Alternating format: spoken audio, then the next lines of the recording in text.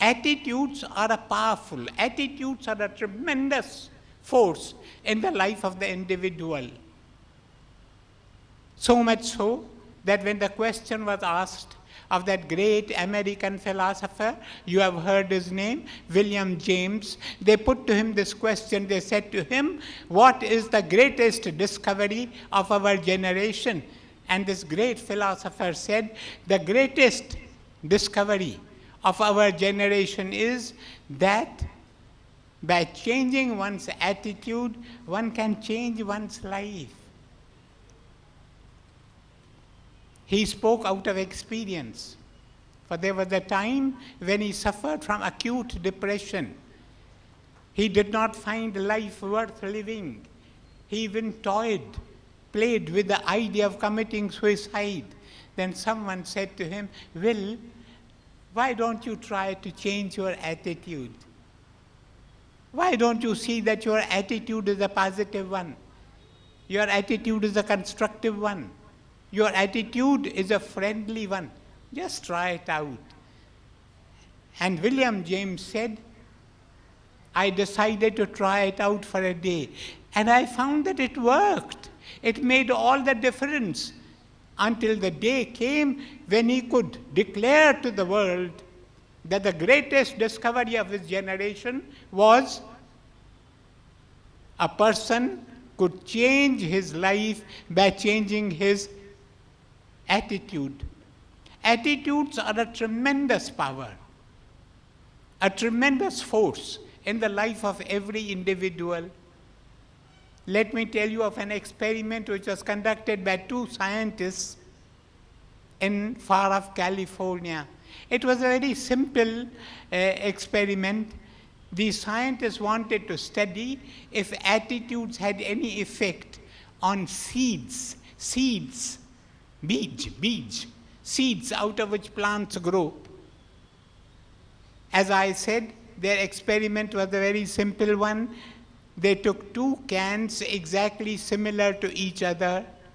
Into each of these two cans, they poured soil, the same quantity and the same quality. They dropped into each can 23 seeds. They covered the seeds with the same quantity and quality of fertilizer.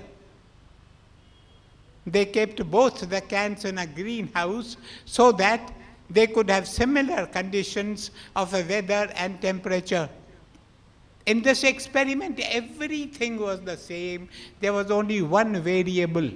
Every day, the two scientists, they came 3 times every day and stood in front of the first can and poured into the first can all the negativism of which they were capable.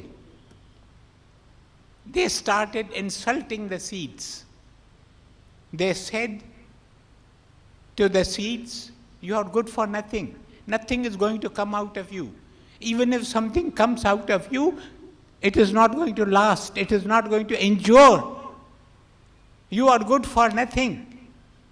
Then they came and stood in front of the second can 3 times every day, and they poured into the second can all the positivism of which they were capable.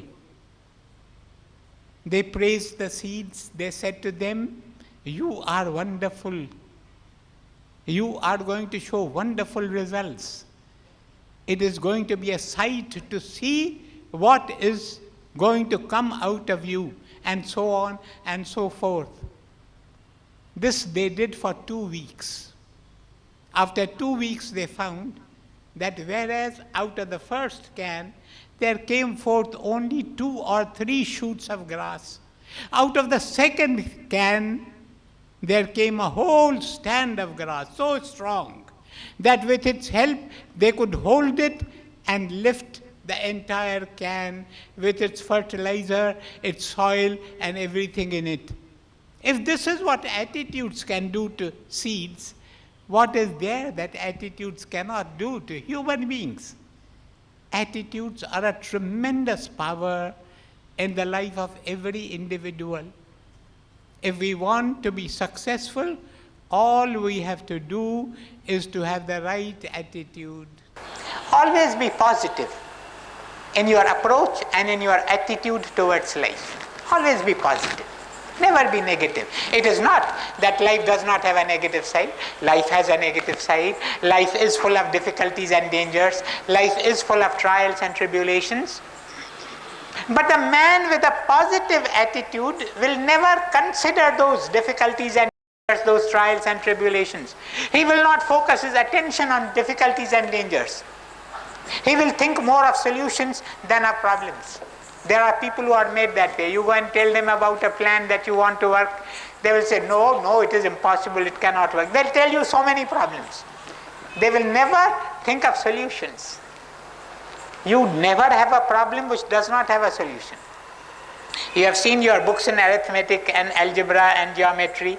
The exercises are given, the sums are given, but there is always a solution at the end of the book. A few pages, you have the solutions. There is not a problem which does not carry a solution. The man with a positive attitude thinks more of the solution than of the problem. The man with a negative attitude keeps on thinking all the time of problems. That is why he is not able to achieve anything in life. That is why he is not successful in life. Be positive in your approach and your attitude towards life. The man with a positive attitude, he may be surrounded by very adverse conditions, by very adverse circumstances, but he will always look for a place on which he can stand. Conditions all around him may be very bad, but he will continue to expect the best results. Remember, this is a great law of life. That which you expect comes to you. Expectation has magnetic power. Through expectations, you are only drawing to yourself what you expect. There is a woman, every time she gets simple stomach ache, she thinks she has contracted cancer of the stomach. Now this lady is all the time expecting cancer. She is sure to get cancer one. Until today she has not had cancer, but she is sure to have cancer one day if she keeps on expecting all the time. Why expect cancer?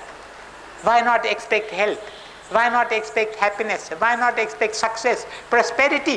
Why don't you have positive thoughts instead of negative thoughts?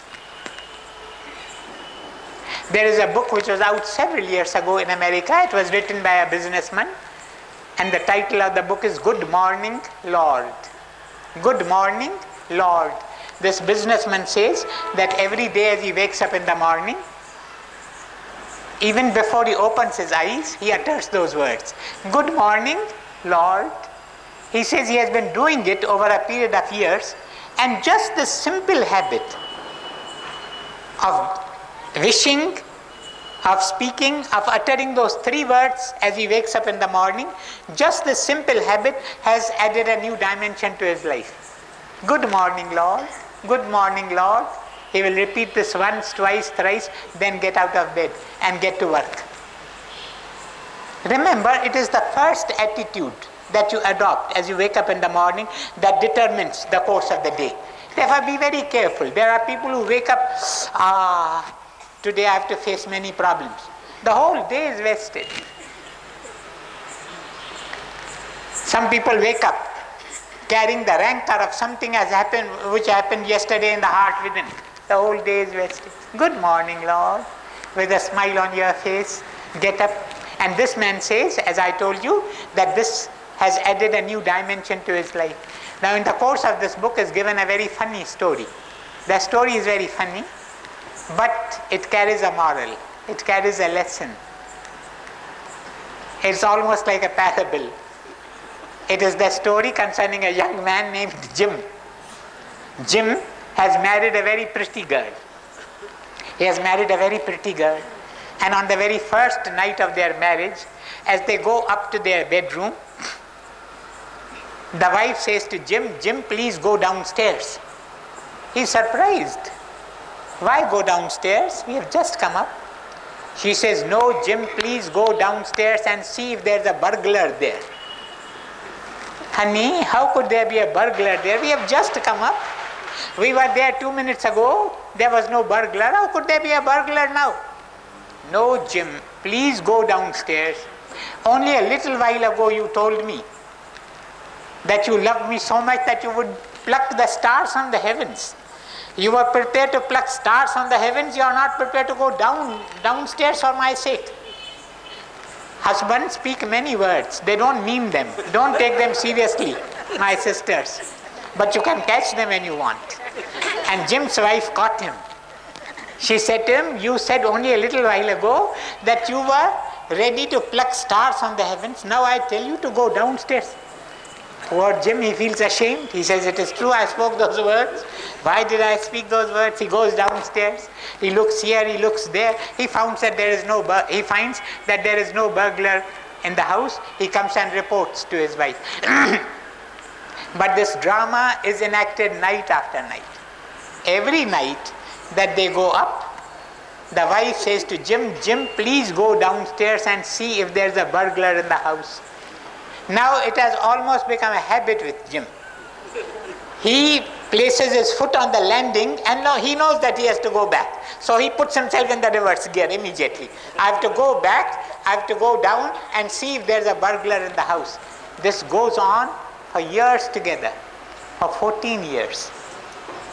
After 14 years,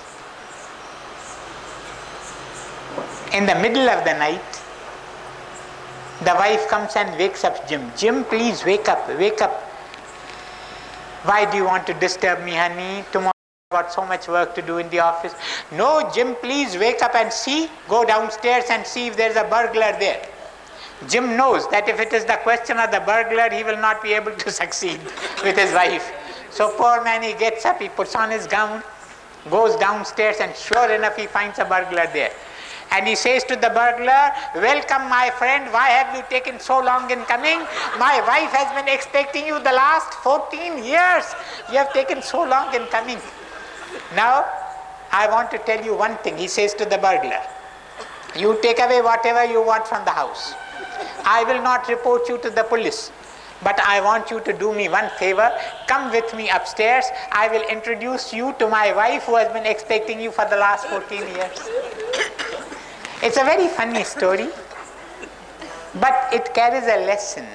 That which you expect must come to you. It may come to you today, tomorrow, 2 years hence, 10 years hence, 14 years, but it is sure to come to you.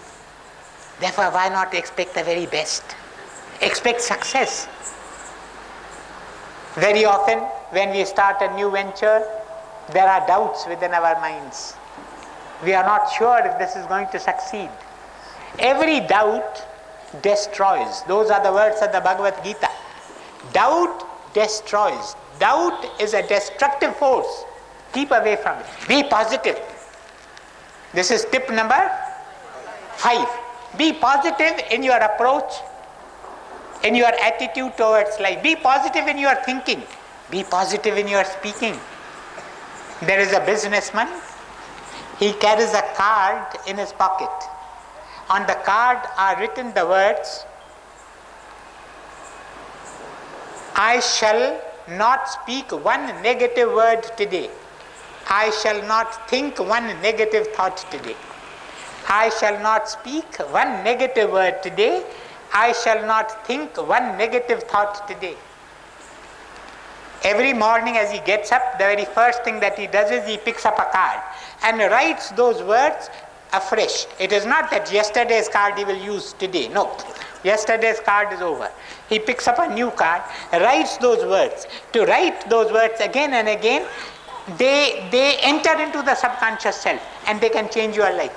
So he does that every day, and he says that there was a time when he was negative in his talking and in his thinking, with the result that he found that there was no fun in life.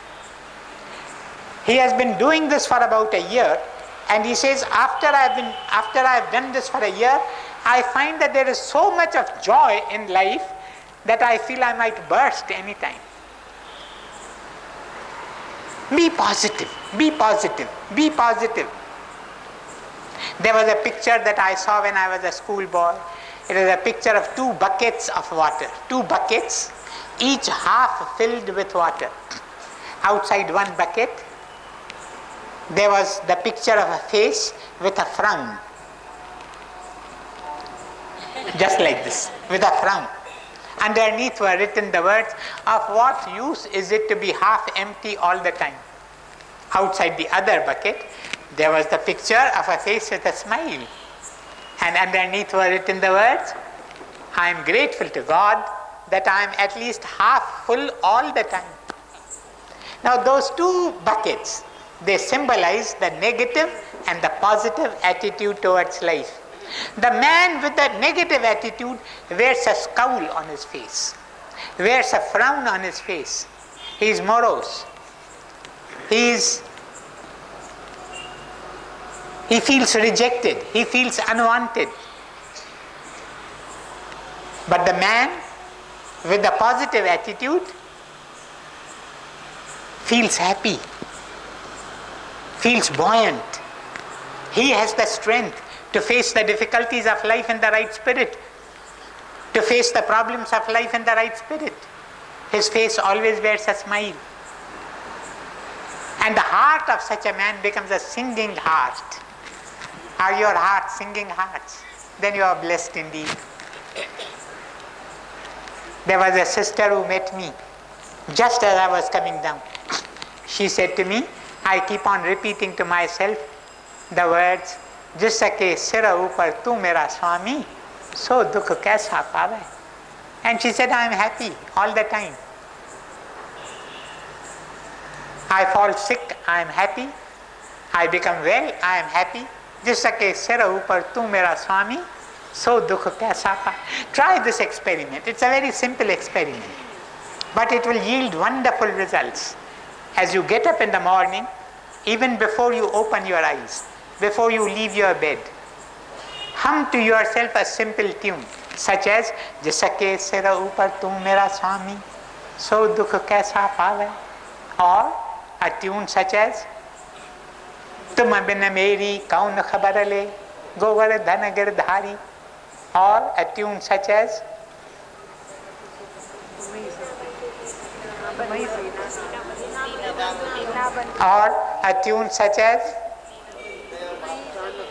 तुमेव माता तुमेव पिता तुमेव बंधु च सखा तुमेव, or a simple tune such as दीन बंधु दीनानाथ मेरी दो, दीन बंधु दीनानाथ मेरी दो, दीन बंधु Dinanath. Hum to yourself this tune, understanding the meaning of those words. Dina Bandhu, Dinana, O Lord of the lowly, O Master of the forsaken ones, O friend of the friendless ones, I surrender the thread of my life in your safe hands. Lead me where thou wilt. I know all is going to be well. Repeat those words as you get up in the morning, a few times, 5 times, 10 times, then get out of bed. Then as you go and attend to your daily work, after every hour, repeat those words for 3 times. It won't take you more than 4 or 5 seconds. Deena Bandhu Deenanath Meri Deena Bandhu Deenanath Deena Bandhu Deenanath. You will find that difficulties will not be able to draw near to you. You will find that tensions will not be able to touch you. You will find that you will have the strength to face the problems of the day in the right way. You will have that strength. Just try this experiment. It's so simple that many don't like to touch it. They want some difficult things to do. Difficult things don't yield results. It is the simple things. It is the simplicities of life that will lead you to the simple one. God is simple. Success is simple. And always see that your face wears a smile. Always. It was Mahatma Gandhi who said, You are not completely dressed until your face wears a smile. You may have the best of dresses on your body, but you are not completely dressed until your face wears a smile. Let your face wear a smile always. Let that be the badge of everyone who comes here to these meetings month after month. Anyone who looks at you are smiling. Do you go to the Sadhu Vaswani mission on the last Thursday of every month? He should tell you. Yes. Let that be your badge. Keep on smiling all the way. And remember, the man with a positive attitude will always count his blessings. He may be passing through deep waters, but he will still find something for which he can feel grateful to God, for which he can express gratitude to God. You have heard the name of Thomas Edison. He is regarded as the greatest inventor that humanity has produced. He has to his credit over 2,000 patents. In 1914, his laboratories were gutted by fire. They destroyed over $2 million worth of equipment. In those days, $2 million worth equipment, and a record of many years of his work. It was all destroyed. He came and looked at those flames, rising flames. Nothing could be done to put out the fire. His son Charles came and looked at his father gazing at the flames. His father's white hair were flying in the winter wind. Charles felt pity in his heart for the father. He said, what must be the condition of my father? All his wealth, all his work is being consumed by the flames. Edison looked at Charles and said to him, Charles, run, go and call your father, go and call your mother. She will not be able to see the like of this again in her lifetime. This is the only time that she has the opportunity to see such flames. Go and call her.